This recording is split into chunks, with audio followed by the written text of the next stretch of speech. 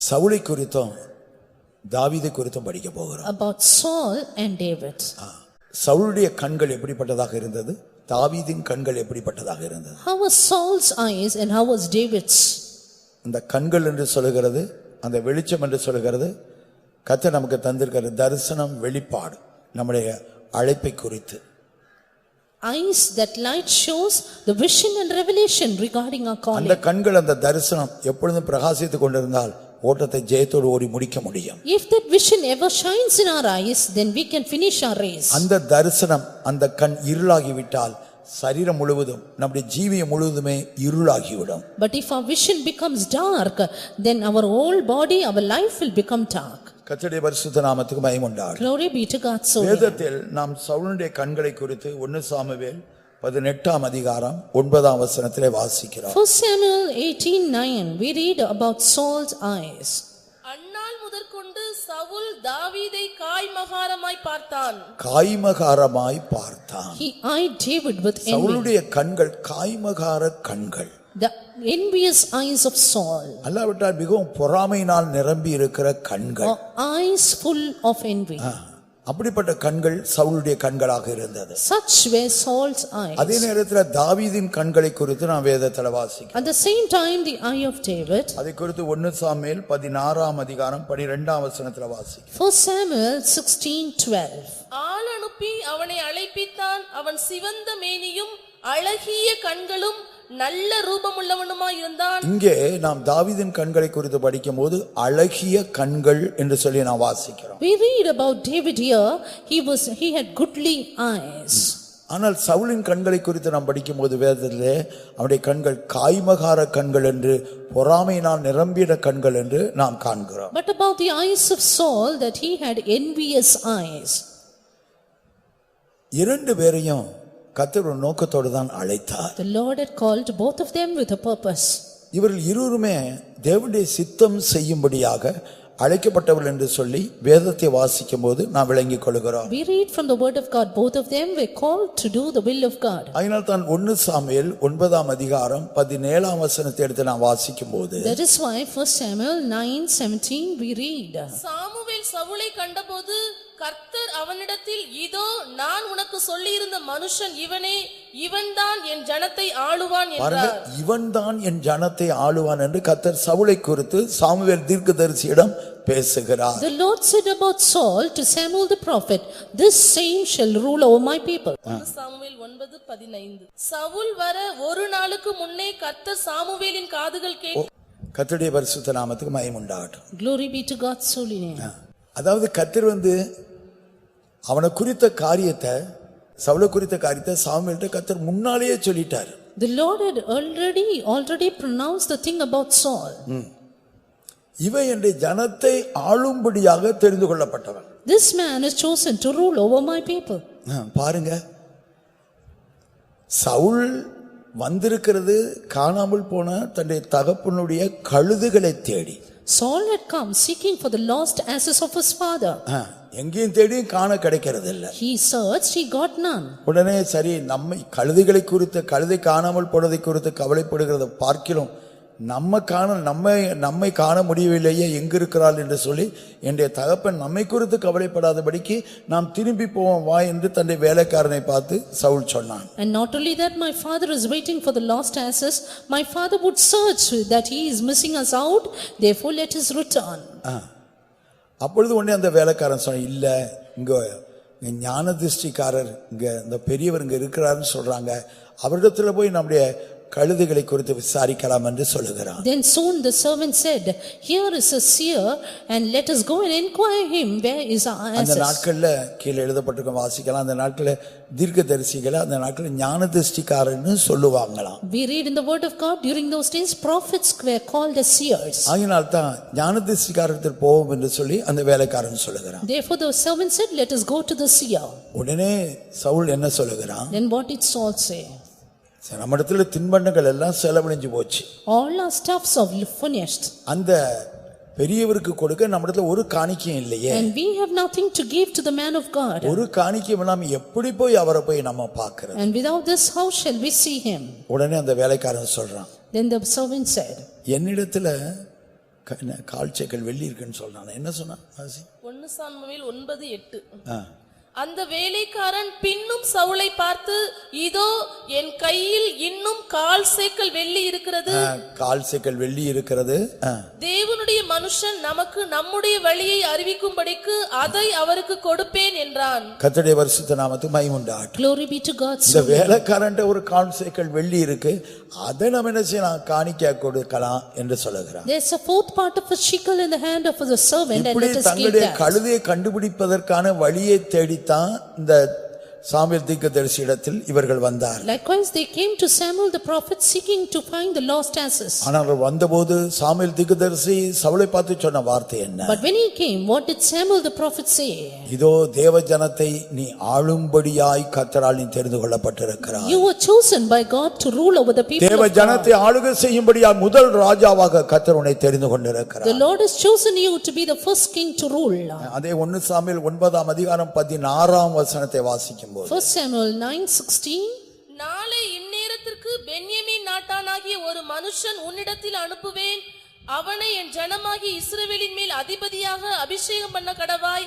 அவன் என் ஜனத்தை பெலிஸ்தரின் கைக்கு நீங்களாக்கி ரட்சிப்பான். அப்ப சவுலை குறிச்சி ஆண்டவர் பின்னு சொல்லுகிறார், இவன்தான் என்னுடைய ஜனத்தை பெலிஸ்தருடைய கைகளுக்கு நீங்களாக்கி ரட்சிப்பான் என்று சொல்லுகிறார். About Saul, the Lord had said that he will save my people from the hand of Philistines. பாருங்க, சவுலை குறித்து தேவனுடைய சித்த நோக்கத்தை பாருங்க. Look at the plan and the purpose of God regarding Saul. தன்னுடைய தகப்பனுடைய கழுதுகளை தேடி வந்தவனை கர்த்தர் தன்னுடைய ஜனத்தின் மேல் ராஜாவாக அபிஷேகம் பண்ண நோக்கம் என்ன?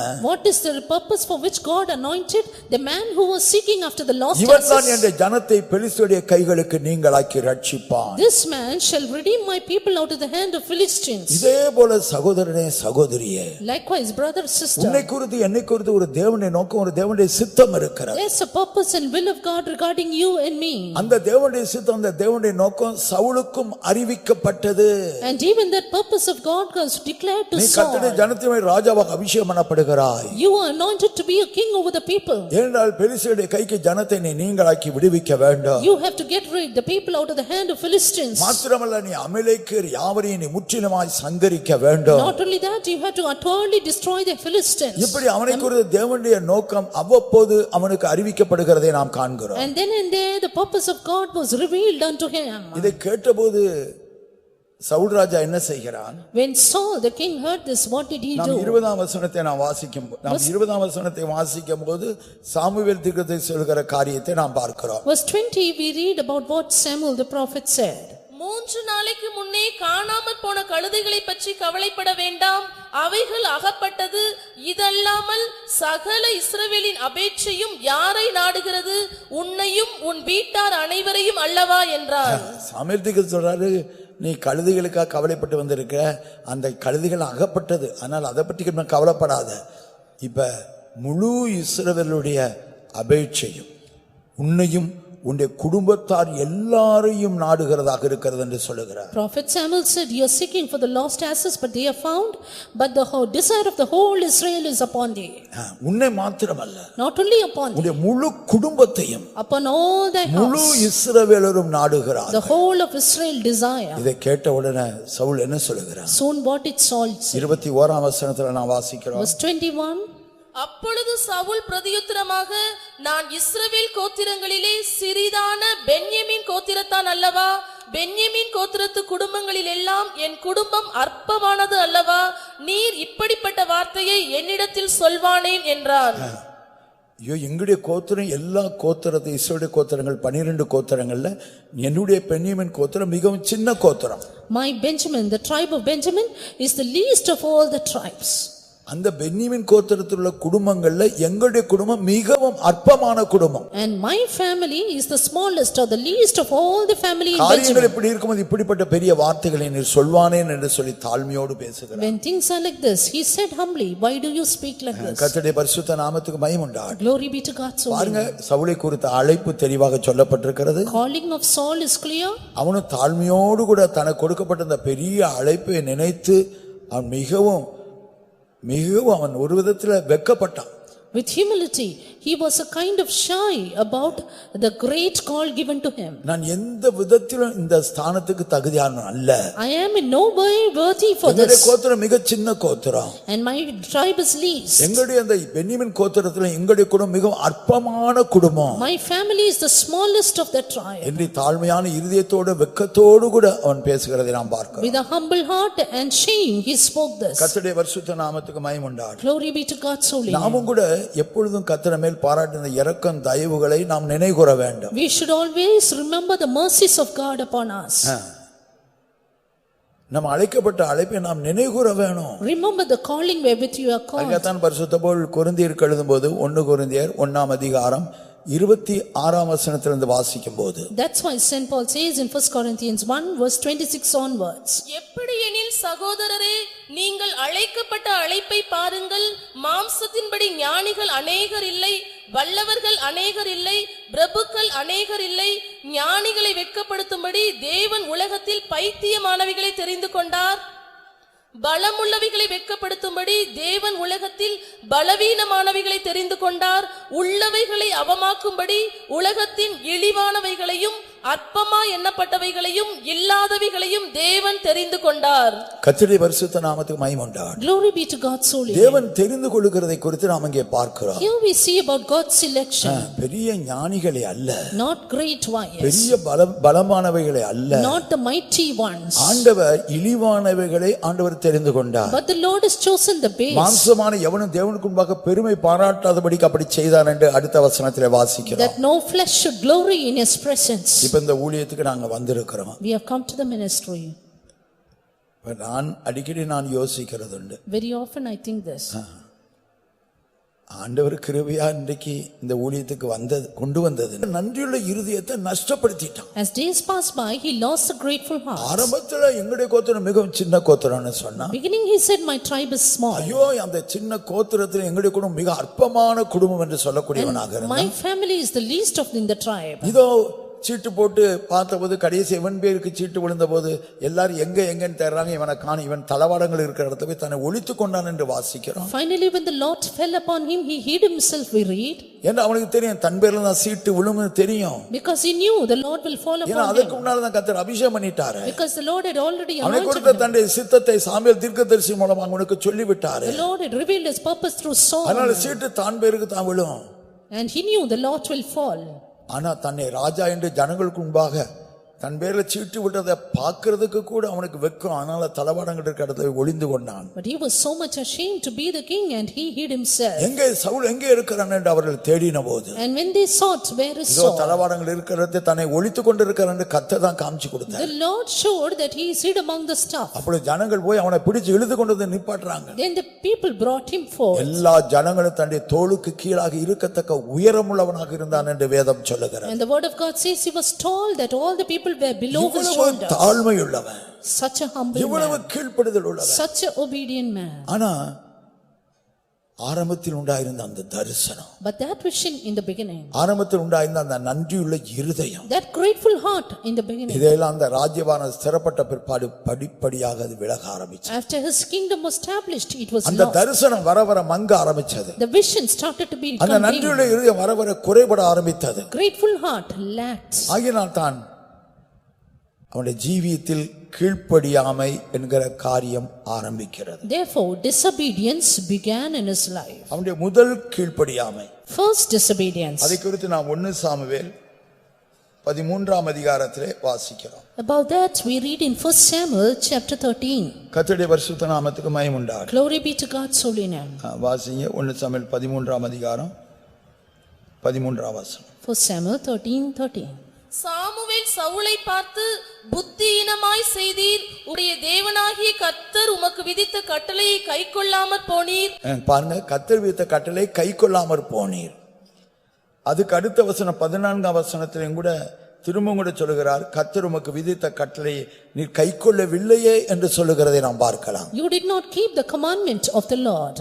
இப்போதோ சவுல் ராஜா கர்த்தர் கொடுத்த அந்த கட்டளையை கைக்கொள்ளவில்லை, அல்லாவிட்டால் கீழ்ப்படியாதவராக காணப்பட்டார். King Saul was disobedient to the commandment of God. அங்க என்ன நடந்தது? What happened then? இதோ பெலிஸ்தியர்கள் இஸ்ரவேலுக்கு விரோதமாக யுத்தத்துக்கு வந்திருக்கிறார்கள். The Philistines came against the people of Israel. அதை குறித்து அதே அதிகாரம் 5ஆம் வசனத்திலே வாசிக்கிறோம். Same chapter verse 5 we read. அவர்கள் 30,000 ரதங்களோடு கூட வந்தார்கள் என்று எழுதப்பட்டிருக்கிறது. They will come with 30,000 chariots. 6,000 குதிரை வீரர்களோடு கூட வந்தார்கள் என்று எழுதப்பட்டிருக்கிறது. 6,000 horsemen. மாத்திரமல்ல கடற்கரை மணலத்தனையான ஜனங்களோடு கூட வந்தார்கள் என்று எழுதப்பட்டிருக்கிறது. And not only that, with people as the seashore in the sand. 30,000 ரதங்கள், 30,000 chariots, மாத்திரமல்ல 6,000 குதிரை வீரர்கள், 6,000 horsemen, கடற்கரை மணலத்தினான ஜனங்கள். people as the sand on the seashore. இந்த திரளான அந்த பெரிய சேனை இஸ்ரவேலுக்கு விரோதமாக எழும்பி வருகிறது. This multitude came against the people of Israel. இவர்களுக்கு விரோதமாக யுத்தத்துக்கு போக வேண்டும், ஆயத்தப்படுத்தப்பட வேண்டும் என்று சொன்னால் அதற்கு முன்பாக சர்வாங்க தகன பலியிட வேண்டும், சமாதான பலியிட வேண்டும். You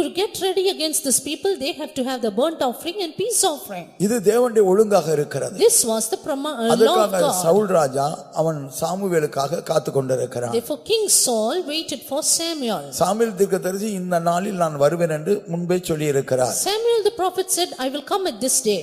ஆனா காத்து கொண்டிருக்கிறான். இப்படியாக 7 நாட்கள் கடந்து போகிறது. Saul waited and waited for 7 days. ஜனங்கள் சிதறி போகிறதை சவுல் உணர ஆரம்பித்தான். Saul felt the people is going to be scattered. இப்ப நம்ம சாமுவேல் தீர்க்கதரிசி காத்திருந்தா ஜனங்கள் எல்லாரும் ஒரேடியா எல்லாரும் சிதறி போயிடுவாங்க. If you are going to wait for Samuel, the people will be scattered. இப்படி யுத்தத்துக்கு யாவரும் ஒன்றாக இருக்க வேண்டும். All should be one in the battle. சிதறி போய்விடக் கூடாது. They should not be scattered. ஆகையால் அவன் என்ன செய்தான் என்று வாசிக்கிறோம். Therefore what did he do? அவன் துணிந்து He forced himself. தீர்க்கதரிசிகள் செய்ய வேண்டிய அல்லாவிட்டால் ஆசாரியர்கள் செய்ய வேண்டிய அந்த ஊழியத்தை, And that ministry of the prophet or priest. இவன் என்ன செய்கிறான்? துணிந்து, ராஜாவாகி அவன் துணிந்து தேவனுக்கு சர்வாங்க தகன பலியிட்டான் என்று வாசிக்கிறோம். He the king forced himself to offer the burnt offering. எங்க வாசிக்கிறீங்க? துணிந்து செலுத்தினேன் என்று சொல்லுவோம். 13:12. கில்காலில் பெலிஸ்தர் எனக்கு விரோதமாய் வந்து விடுவார்கள் என்றும் நான் இன்னும் கர்த்தருடைய சமூகத்தை நோக்கி விண்ணப்பம் பண்ணவில்லை என்றும் எண்ணி துணிந்து சர்வாங்க தகன பலியை செலுத்தினேன் என்றான். துணிந்து நான் சர்வாங்க தகன பலியை செலுத்தினேன். I forced myself to. துணிந்து நான் கீழ்ப்படியாமை காட்டினேன். I was presumptuous to அதைத்தான் தொடர்ந்து சாமுவேல் தீர்க்கதரிசி பேசும்போது நீ கர்த்தருடைய வார்த்தைகளை கைக்கொள்ளவில்லை என்று சொல்லுகிறார். Therefore Samuel the prophet said, you did not observe the commandment. தேவனுக்கு பலி செலுத்துகிறது. You did not observe அது ஆசாரியர்களுக்கு அடுத்த காரியம். It's only for the priests. கர்த்தருடைய தீர்க்கதரிசிகளும் கூட அதை செய்கிறது உண்டு. And even the prophets can do that. ஆனால் நீரோ கர்த்தர் விதித்த இந்த கட்டளையை கைக்கொள்ளாமற் போய் துணிச்சலாக கீழ்ப்படியாமை காண்பித்தீர். But you did not keep the commandment of God, but were presumptuous. ஆயினால் தான் நான் வாசிக்கிறோம். அவர் அதை குறித்து பிற்பாடு கூட சொல்லும்போது அவருடைய கீழ்ப்படியாமை அப்படியே தொடர்ந்து கொண்டிருந்தபடியினால் 1 சாமுவேல் 15ஆம் அதிகாரம் 17ஆம் வசனத்தில் இப்படியாக சொல்லுகிறதை நாம் பார்க்கலாம். Therefore his disobedience continued, and we see in 1 Samuel 15:17. அப்பொழுது சாமுவேல், நீர் உம்முடைய பார்வைக்கு சிறியவராய் இருந்தபோது அல்லவோ இஸ்ரவேல் கோத்திரங்களுக்கு தலைவரானீர். கர்த்தர் உம்மை இஸ்ரவேலின் மேல் ராஜாவாக அபிஷேகம் பண்ணிவிட்டாரே. சின்ன கோத்திரம், உங்களுடைய குடும்பம் அற்பமான குடும்பம், ஆனா கர்த்தர் தன்னுடைய ஜனத்தின் மேல் ராஜாவாக அபிஷேகம் பண்ணி வைத்தாரே. Small tribe, least family, but the Lord anointed you king. ஆனால் நீரோ இப்பொழுது கர்த்தர் விதித்த கட்டளைகளை நீ கீழ்ப்படியாமல் போனீர். But now you disobey the commandment of God. நீ சொல்வதற்கு நியாயம் இருக்கலாம். There may be just thing on your ஜனங்கள் part. சிதறி போய் கொண்டிருக்கிறார்கள். People are getting scattered. ஆகையால் ஜனங்கள் சிதறி போகாதபடி அவளை ஒருமுகப்படுத்தும்படியாய் நான் தேவன் நோக்கி விண்ணப்பம் பண்ண வேண்டும். In order to unify them, we need to pray unto God. யுத்தத்துக்கான ஆயத்தங்களை செய்ய வேண்டும். You need to make ready for the battle. ஆனால் நீரோ காலதாமதமாய் நீ வராமல் இருந்தீர். But you delayed in coming. ஆயினால் தான் துணிந்து நான் இந்த காரியத்தை செய்தேன். Therefore I forced myself to do that. கர்த்தருடைய பரிசுத்த நாமத்துக்கு மகிமை உண்டாகட்டும். Glory be to God's holy name. நாம் மிகவும் எச்சரிக்கையா இருக்கணும். Let's be very careful. நமக்கென்று விதிக்கப்பட்ட ஒரு வரம்பு உண்டு. There's a limit for us. அந்த வரம்பு, அந்த கோட்டுக்கு மாறி நாம் ஒரு நாள் போக கூடாது. Let us not cross the line of limits. கர்த்தருடைய பெட்டி அந்த மாட்டு வண்டியில் வைத்து கொண்டு வரப்பட்டது. The ark of God was kept upon the cart. உசியாவு அந்த ரதத்தை நடத்தில் ஒருவனாக இருந்தான். Uzziah was leading the cart.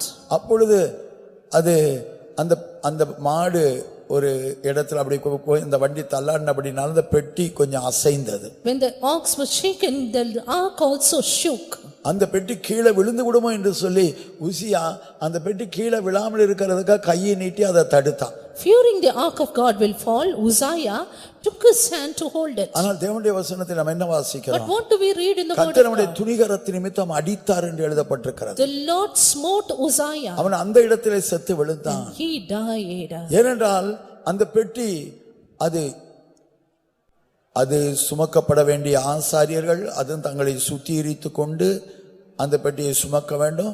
எல்லாவற்றிலும் ஒரு ஒழுங்கு கிரமம் இருக்கிறது. Because there is a law and order in bearing the ark of God that the priests have to sanctify themselves and do it. அதாவது சுத்திகரிக்கப்பட்ட ஆசாரியர்கள், Sanctified priests. எல்லாம் ஒரு ஒழுங்கின்படி செய்யப்பட, இல்லாவிட்டால் கர்த்தர் உடனே அதை தண்டிக்கிறார். Everything should be done in discipline or else the Lord will punish. நீங்க இந்த ராஜாவை கூட எடுத்துக்கொள்ளுங்க, உசியா ராஜாவை. This king Uzziah we read. அவன் என்ன செய்தான்? What did he do? அவன் தேவனுடைய ஆலயத்துக்குள்ளே அவன் பிரவேசித்து பரிசுத்த ஸ்தலத்திலே தூபம் காட்டும்படியாய் துணிகரம் கொண்டான். He entered into the temple of God and was presumptuous to show incense. அவன் ஒரு ராஜாதான். He was a king, but மிகவும் பலமுள்ள, மிகவும் ஒரு ஆசீர்வதிக்கப்பட்ட ஒரு ராஜாவாக இருந்தான். mighty and blessed king. கர்த்தருடைய வழியில் நடக்கிற ஒரு ராஜாவாகத்தான் இருந்தான். King who walked in the ways of God. ஆனால் இப்பொழுது அவனுக்குள்ள இப்படிப்பட்ட ஒரு கேடு அவனுடைய பெருமை நிமித்தம் உண்டானது. But now such a corruption because of his pride. ஆசாரியர்கள் மாத்திரமே பரிசுத்த ஸ்தலத்துக்குள் பிரவேசித்து அவர் தூபம் காட்ட முடியும். Only the priest can enter into the holy place to show incense. ஆனால் இவன் துணிகரம் கொண்டவனாய் பரிசுத்த சமூகத்தில் பிரவேசித்து தூபம் காட்டும்படியாய் துணிகரம் கொண்டான். But he was presumptuous to show incense in the holy place. கர்த்தர் அவனை அடித்தார் என்று நாம் வாசிக்கிறோம். The Lord smote him. அவனுடைய நெற்றியிலே குஷ்டரோகம் உண்டானதாக எழுதப்பட்டிருக்கிறது. He was leper on his forehead. ஆகையால் தேவனுடைய பிள்ளைகளாகிய நாம் மிகவும் எச்சரிக்கையாக இருக்க வேண்டும். We the people of God, let's be very careful. நமக்கென்று ஒரு வரம்பு உண்டு. There's a limit for us. நமக்கென்று ஒரு எல்லை உண்டு. There's a border for us. அதுக்கு மாதிரி தாண்டி நாம் போக கூடாது. We should not cross the limits. கர்த்தருடைய பரிசுத்த நாமத்துக்கு மகிமை உண்டாகட்டும். Glory be to God's holy name. இப்படியாக சவுல் ராஜா தனக்கு இருந்த அந்த தரிசனம் இப்பொழுது மங்கி இருக்கிறபடி இப்படி முதல் கீழ்ப்படியாமையை காட்டினார். The first disobedience in Saul because he crossed the limit. அப்படி இரண்டாவது கீழ்ப்படியாமையை குறித்து நாம் 1 சாமுவேல் 15ஆம் அதிகாரத்தில் வாசிக்கிறோம். About the second disobedience, 1 Samuel 15 chapter. கர்த்தர் இப்படி அங்க சொல்லி இருந்தார். The Lord had said unto him. அதை கர்த்தர் சாமுவேல் தீர்க்கதரிசிக்கு சொல்லி சாமுவேல் தீர்க்கதரிசி அதை சவுல் ராஜாவுக்கு அறிவித்தார். The Lord said it to Saul king through Samuel the prophet. அதாவது இஸ்ரவேல் ஜனத்தை அமலேக்கியர் வழிமறித்த அந்த செய்கையை கர்த்தர் தன்னை மனதிலே வைத்திருக்கிறேன் என்று சொன்னார். The Lord said, I would keep in my remembrance how Amalekites hindered the way of Israel. ஆகையால் அந்த அமலேக்கை தேவனுடைய சிங்காசனத்துக்கு விரோதமாக இருக்கிற அந்த அமலேக்கை முற்றிலுமாய் சங்கரிக்க வேண்டும் என்று கர்த்தர் சாமுவேல் தீர்க்கதரிசியின் மூலமாய் சவுலுக்கு அறிவித்தார். Therefore the Lord informed to Saul through Samuel that they should utterly destroy the Amalekites. அதை குறித்து 1 சாமுவேல் 15:3 வாசிக்கிறோம். 1 Samuel 15:3. இப்போதும் நீ போய் அமலேக்கை மடங்கடித்து அவனுக்கு உண்டான எல்லாவற்றையும் சங்கரித்து அவன் மேல் இரக்கம் வைக்காமல் புருஷரையும் ஸ்திரீகளையும் பிள்ளைகளையும் குழந்தைகளையும் மாடுகளையும் ஆடுகளையும் ஒட்டகங்களையும் கழுதைகளையும் கொன்று போட கடவாய் என்கிறார் என்று சொன்னான். என்கிறார் என்று சாமுவேல் தீர்க்கதரிசி சவுலிடத்தில் இதை சொன்னான். Samuel the prophet said this to Saul. அடுத்த 4ஆம் வசனத்தை நான் வாசிக்கும் போது Verse 4 we read. சவுல் தான் அறிந்த இந்த காரியத்தை ஜனத்துக்கு அவன் சொன்னதாக வாசிக்கிறோம். Saul said this information to the people. அப்பொழுது சவுல் இதை ஜனங்களுக்கு அறியப்படுத்தி பாருங்க, சவுல் இதை ஜனங்களுக்கு அறியப்படுத்துகிறான். He made it known to the people. ஆகையினால் அந்த அமலேக்கியருக்கு என்ன செய்ய வேண்டும் என்று சவுல் ராஜாவுக்கும் தெளிவாக சொல்லப்பட்டிருந்தது. சவுல் ராஜா மூலமாக ஜனத்துக்கும் தெளிவாக சொல்லப்பட்டிருந்தது. Therefore it was known to King Saul and even to the people through Saul that what should be done to the Amalekites. Saul அமலேக்கியர் மேல் ஜெயம் எடுக்கிறான். Saul prevailed over the ஆனால் Amalekites. கர்த்தருடைய வார்த்தையின்படி முழுமையாக அதை அவன் செய்யவில்லை. But he did not wholly obey the word of அவருடைய God. ராஜாவாகிய ஆகாகை தப்புவிக்கிறான். And he made escape King Ahab. மாத்திரமல்ல ஆடு மாடுகளின் முதல் தரமானவைகள் இரண்டாம் தரமானவைகளை தப்புவிக்கிறான். And also spared the firstlings of the flock. ஒன்றுக்கு உதவாதவைகளையோ அவன் முற்றிலுமாய் அழித்து போட்டான் என்று வாசிக்கிறோம். And he utterly destroyed the vile and the refuse. இதை கர்த்தர் கண்டபோது துக்கப்பட்டார். The Lord saw and was தான் grieved. சவுலை ராஜாவாக்கினது அவருக்கு துக்கமாக இருந்ததாக நான் It வாசிக்கிறோம். repented him that he made Saul ஆண்டவர் king. சொல்லுகிறார், அவனுடைய வார்த்தையை நிறைவேற்றாமல் போனான் என்று சொல்லுகிறார். The Lord says he did not fulfill my word. வாசிங்க 1 சாமுவேல் 15. 1 Samuel 15:11. நான் சவுலை ராஜாவாக்கினது எனக்கு மனஸ்தாபமாய் இருக்கிறது.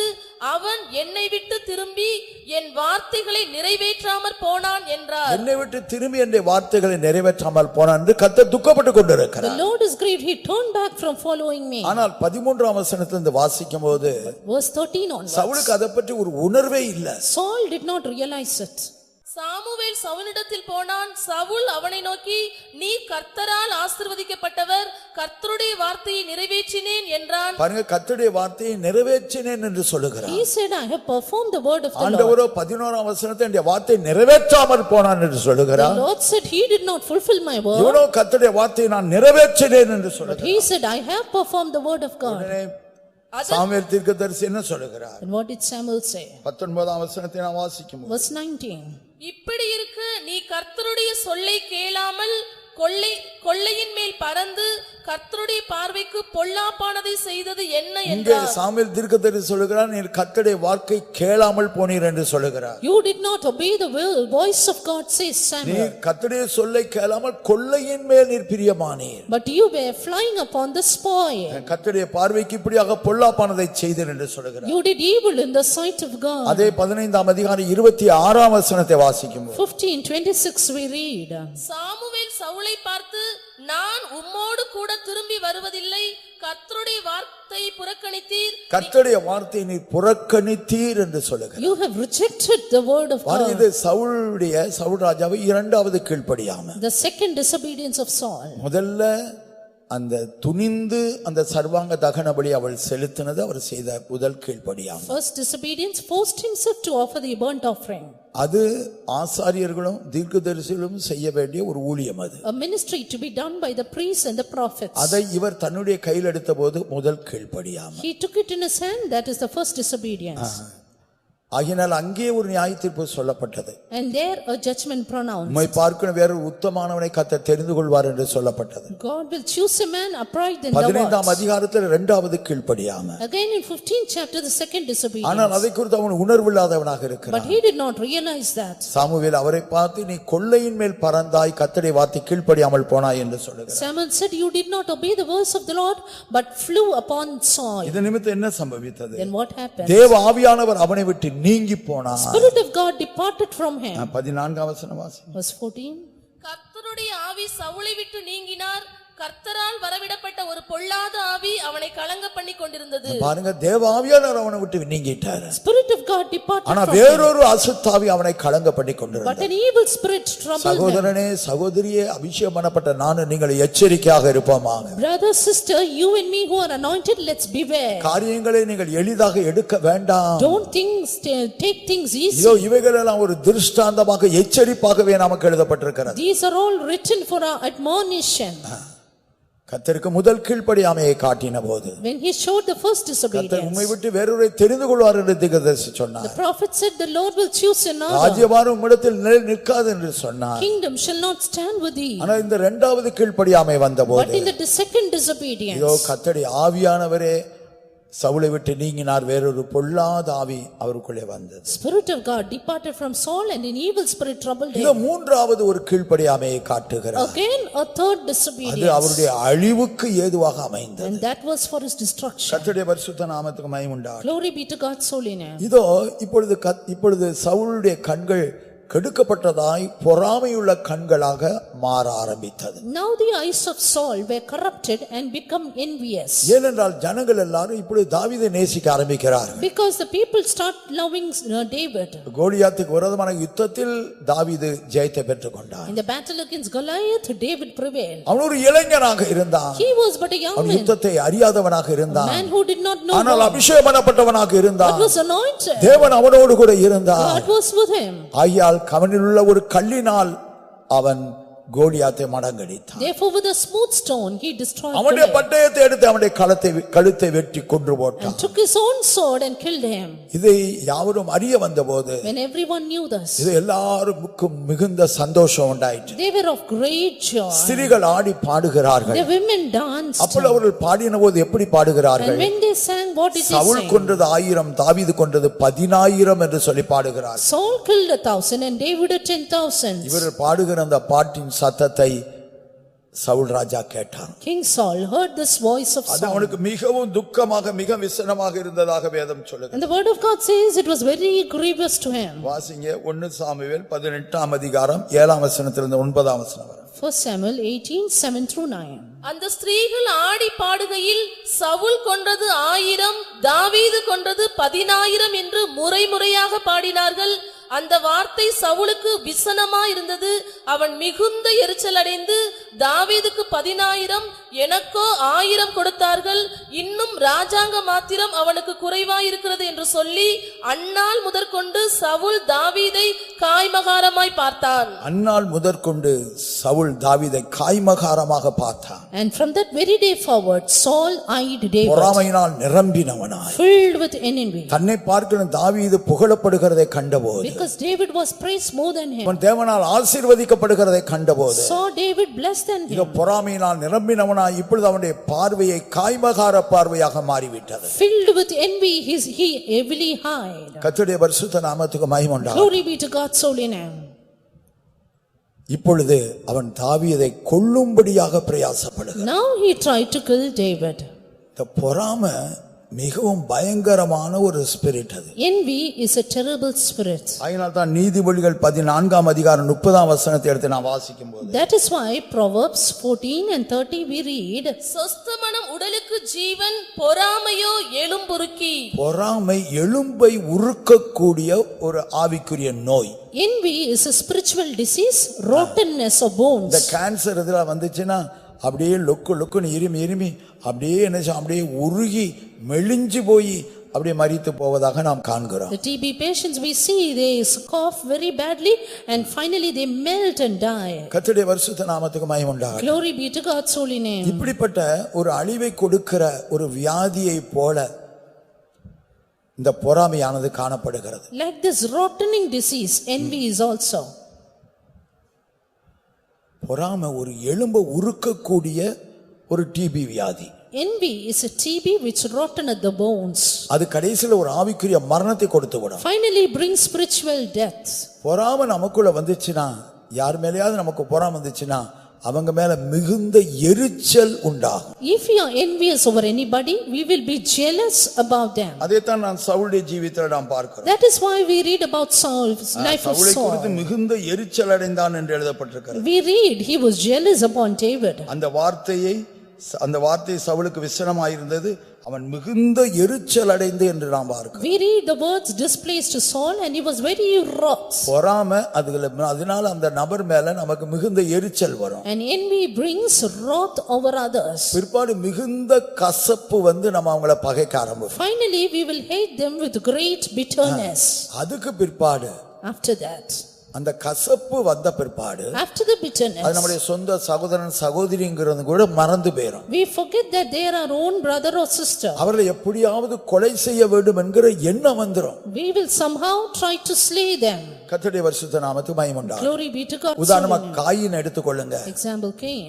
அவனுக்கு அவனுடைய சகோதரனாகிய ஆபேல் மேல் பொறாமை வந்தது. He was envious over his brother Abel. எதனால பொறாமை வந்தது? For what? கர்த்தர் அவனையும் அவனுடைய காணிக்கை அங்கீகரித்தார். Because the Lord accepted Cain. இவனுடைய அவனுடைய காணிக்கையை அங்கீகரிக்கல. He did not have respect to ஆனா கர்த்தர் Cain. புத்தி சொல்லுகிறார். Therefore the Lord நீ advised, நன்மை செய்தால் மேன்மை இல்லையோ? if you do good, will you not நீ accept? செய்த காரியத்தில் தவறு இருக்கு. But there is thing in அதை you what you சரிப்படுத்தி நீ have done. நன்மை செய், அப்பொழுது நான் உன்னை அங்கீகரிப்பேன். Set yourselves right, then I will accept ஆனா you. அவன் தன்னுடைய காரியத்தை சரிப்படுத்த விரும்பல. But he did not want to set himself தன்னுடைய காரியத்தை right. என்ன சரிப்படுத்த வேண்டும் என்று அதை குறித்து யோசிக்கிறது He இல்லை. did not think of setting himself right.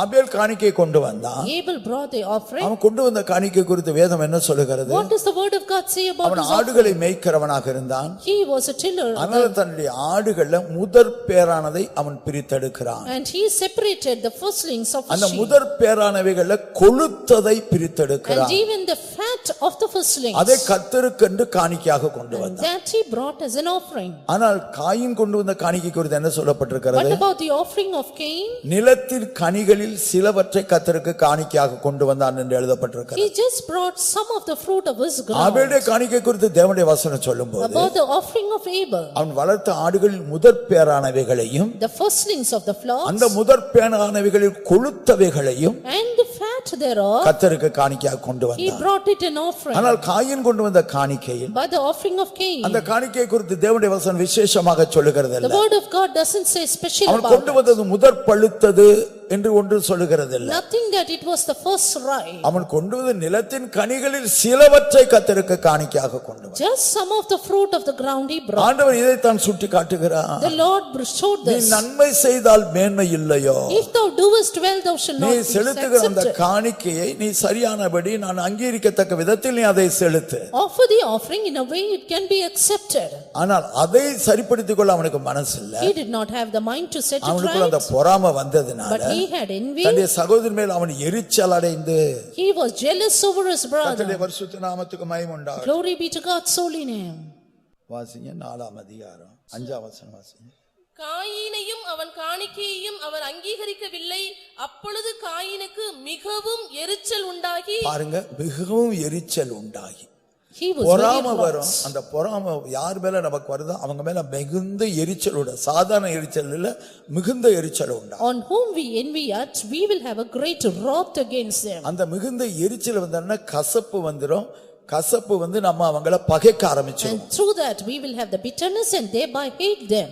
யோசேப்பின் சகோதரர்களை குறித்து கூட அப்படித்தான் வாசிக்கிறோம். Yes, even about the brethren of Joseph. அவர்களுக்கு தங்களுடைய சகோதரனாகி யோசேப்பின் மேல் பொறாமை வந்துருச்சு. They had envy over their brother Joseph. ஏன்டா தங்களுடைய தகப்பன் தங்கள் எல்லாரை காட்டிலும் அவனைத்தான் அதிகமா நேசிக்கிறார். Because the father loved him more than others. ஆயினால் பொறாமைப்பட்டாங்க. Therefore they were envious. அதற்கு பிற்பாடு அவன் கண்டு சொன்ன சொப்பனங்கள், And later the dreams that he dreamed. எல்லாவற்றிலும் தங்களுக்கு மேலாக அவன் உயர்த்தப்படுகிறது போல உள்ள அந்த சொப்பனங்கள், The dreams whereby he was going to be exalted. அது நிமித்தம் அவங்களுக்கு எரிச்சல் வந்து அவன் மேல கசப்பு வந்து இப்ப அவனை மிகவும் பகைக்க ஆரம்பிச்சு. They were envious, they were bitter, finally hated him more. அப்படி கசப்பு மிகுந்த பகை வந்த உடனே And after that hatred came, அடுத்து கொலை செய்யணுங்கிற எண்ணம் வந்துரும். they had the thought to murder. இவன் அவர்களே சொந்த சகோதரன் தான். Own brother. ஆனாலும் எரிச்சல் அந்த கசப்பு அந்த பகை வந்துருச்சுன்னா பிற்பாடு சொந்த பந்தமெல்லாம் மனசுலே இருக்காது. Then after that envy, bitterness has come up, they will have the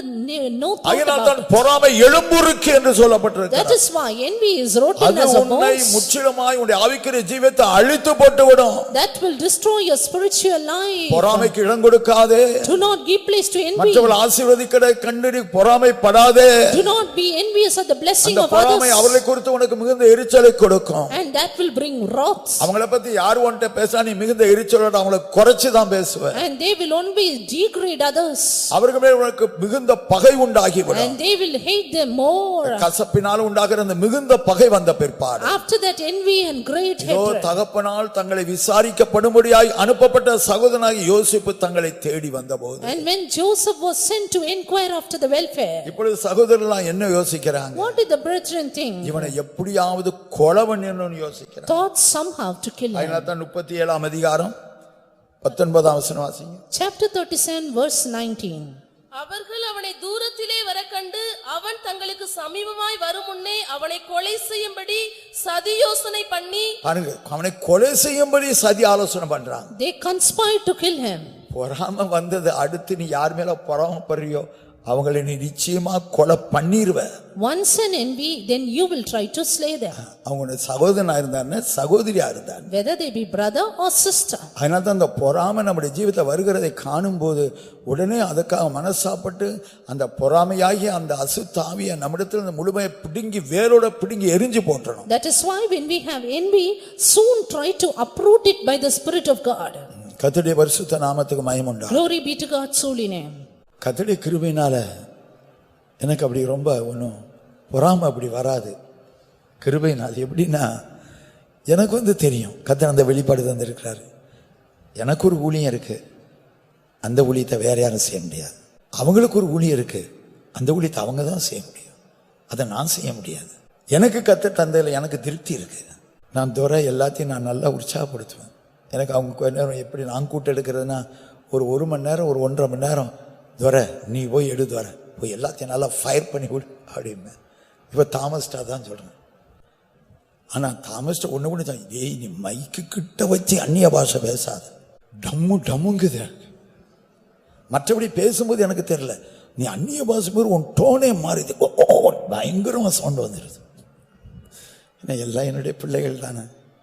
ஆனால் எது இருந்தாலும் உரிமையாக சொல்லுவேன், அண்ணே அப்படியாண்ணா அப்படியாண்ணா அப்படியாண்ணா அண்ணே அப்படின்னா எல்லாம் ஆஃப் பண்ணிடலாமாண்ணே. சத்தத்தை கேட்டால் தானே இவங்களுக்குள்ளே ஒரு ஜீவன் கூட நல்லா சத்தம் இருக்கட்டும், அதை பற்றி ஒன்றும் இல்லை. அப்படி எனக்கு அவங்கெல்லாம் கொஞ்சம் நல்லபடி அப்படி எழுவும், எனக்கு சந்தோஷம்.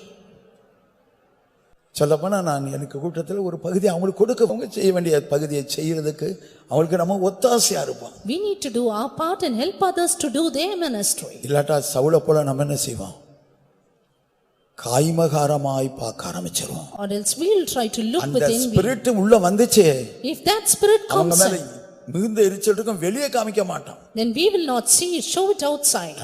நம்ம தான் பெரிய பரிசுத்தவான்களாச்சே, Because we are saints outward, அதனால வெளியே அந்த மிகுந்த எரிச்சலை காமிக்க மாட்டோம். we will not show it outside. அந்த மிகுந்த எரிச்சல் அப்படியே கசப்பா மாறும். But that envy இந்த will கசப்பு become உள்ளுக்குள்ளே bitterness. பகையா மாறும். And then it will become hatred. எப்படா அவங்கள குழியில போட்டு மூடலான்னு பாத்துக்கிட்டு இருப்போம். And then we will try to close them. இப்படிதான் யோசேப்பின் சகோதரர் யோசேப்பை கொல்லணும்னு சொல்லி நின்னுட்டு இருக்காங்க. This is how the brothers of Joseph tried to do. பாருங்க, சவுலுக்கும் பொறாமை வந்தது. Even Saul had envy. பொறாமை வந்த சவுலுக்கு மிகுந்த எரிச்சல் வந்தது. That envious Saul was wrath. இப்ப கசப்பு வந்துருச்சு, பகை வந்துருச்சு. Then bitterness and then hatred. எப்படியாவது தாவீதை கொல்லணும் He wanted to slay David. என்று அவன் முடிவெடுக்கிறதை நான் வேதத்துல வாசிச்சேன். We see him taking the decision. வாசிங்க 1 சாமுவேல் 19ஆம் அதிகாரம் 1ஆம் வசனம். 1 Samuel 19:1. தாவீதை கொன்று போடும்படிக்கு சவுல் தன் குமாரனாகிய யோனத்தானோடும் தன் ஊழியக்காரர் எல்லாரோடும் பேசினான். பாருங்க, தாவீதை கொன்னு போட்டுடும் அப்படின்னு தன்னுடைய குமாரன் யோனத்தான் மற்ற எல்லாரோடையும் சேர்ந்து பேசுறான். He speak to his son and to all others that he should kill David. 31ஆம் வசனத்தை எடுத்து வாசி. 20:31 வாசிக்கும் போது 20:31. ஈசாயின் மகன் பூமியின் மேல் உயிரோடு இருக்கும் நாள் வரையும் நீயானாலும் உன் ராஜ்யபாரமானாலும் நிலைப்படுவதில்லை. இப்போதே அவனை அழைப்பித்து என்னிடத்தில் கொண்டு வா, அவன் சாக வேண்டும் என்றான். சவுல் பாருங்க, தன் மகன் யோனத்தானை பார்த்து சொல்ற வார்த்தை. Saul looking at his son Jonathan said, இவனை சாகடிக்கணும், இல்ல நம்ம ஸ்தானத்தை அவன் எடுத்துருவான். he should die or else he'll take my position. ஆகினால் அவன் சாக வேண்டும். Therefore he should die. அடுத்து நாம் 1 சாமுவேல் 26ஆம் அதிகாரத்துக்கு வந்தா 1 Samuel 26. தெரிந்து கொள்ளப்பட்ட 3000 பேரை சவுல் தன்னோடு கூட வைத்துக் கொண்டான். Saul kept with him 3,000 chosen men. யாரை பிடிக்கிறதுக்காக? For to take யாரை கொல்லுவதற்காக? for to kill who? தாவீதை பிடிக்க கொள்வதற்கு 3000 பராக்கிரமசாலிகள். 3,000 mighty men to take David. கர்த்தருடைய பரிசுத்த நாமத்துக்கு மகிமை உண்டாகட்டும். Glory be to God's holy இன்னைக்கு name. நானும் நீங்களும் எப்படி இருக்கிறோம்? Today you and me, how we are? பொறாமைக்கு இடம் கொடுக்கிறோமோ? Do we give place to envy? சகோதரனே சகோதரியே, Brother, அந்த sister, பொறாமை எலும்புருக்கி என்று வேதம் சொல்லுகிறது. envy is rottenness of சவுலுடைய bones. கண்கள் நல்ல கண்களாகத்தான் இருந்தது. Your eyes were good in the ஆனால் beginning, என்றைக்கு அவன் பொறாமைக்கு இடம் கொடுத்தானோ, but the day you give place to இப்பொழுது அவனுடைய envy, கண்கள் காய்மகாரமாய் பார்க்கக்கூடிய கண்களாக மாறிவிட்டது. now you have the envious அவன் eyes. மிகுந்த எரிச்சலுடையவனாக இப்பொழுது மாறி போய்விட்டான். You have a great envy. அவன் மிகவும் தாவீதை பகைக்கிறவனாக மாறிவிட்டான். Then he started to hate David. தேவனால் அபிஷேகம் பண்ணப்பட்ட அந்த தேவ மனுஷனை, The anointed man of மனுஷனை the chosen man of God அழிக்கும்படியாய் கொல்லும்படி எவ்வளவு பிரயாசப்படுகிறான். is trying to kill him. 2 வீசை ஈட்டி எடுத்து அவனை சோரோடு கூட குத்தி போடும்படியாய் பிரயாசப்பட்டான். Tries to pierce through his spear. தன்னிடத்தில் இருக்கின்ற அசுத்தாவியிலிருந்து தனக்கு விடுதலை கிடைக்கும்படியாக But to be delivered from his evil இதோ spirit. கிண்ணறகம் வாசித்துக் கொண்டிருந்த தாவீதை கொல்லும்படியாய் 2 முறை அவன் ஈட்டி எடுத்து சோரோடு குத்த பிரயாசப்பட்டான். David was playing the harp and he tried to pierce him with a spear. தனக்கு நன்மை செய்து கொண்டிருந்தவனுக்கு தீமை செய்யும்படியாய் அந்த பொறாமையின் ஆவி அவனுக்குள்ளே கிரியை செய்தது. Envious spirit to kill that man who did good unto him. இடையில கொஞ்சம் மனஸ்தாபம் வரும். In the bitterness, in the தான் beginning, செய்யறது தவறு என்கிற உணர்வு வரும். he had a thought that he ஆனால் did அந்த wrong. பொறாமையின் ஆவி அவனை மேற்கொள்ளக்கூடியதாக But this envious spirit took hold of him. நாம் எல்லாரும் நம்முடைய கண்களை மூடுவோம். Let's all close our eyes. இதோ கர்த்தர் நம்மோடு கூட பேசிக் கொண்டிருக்கிறார்.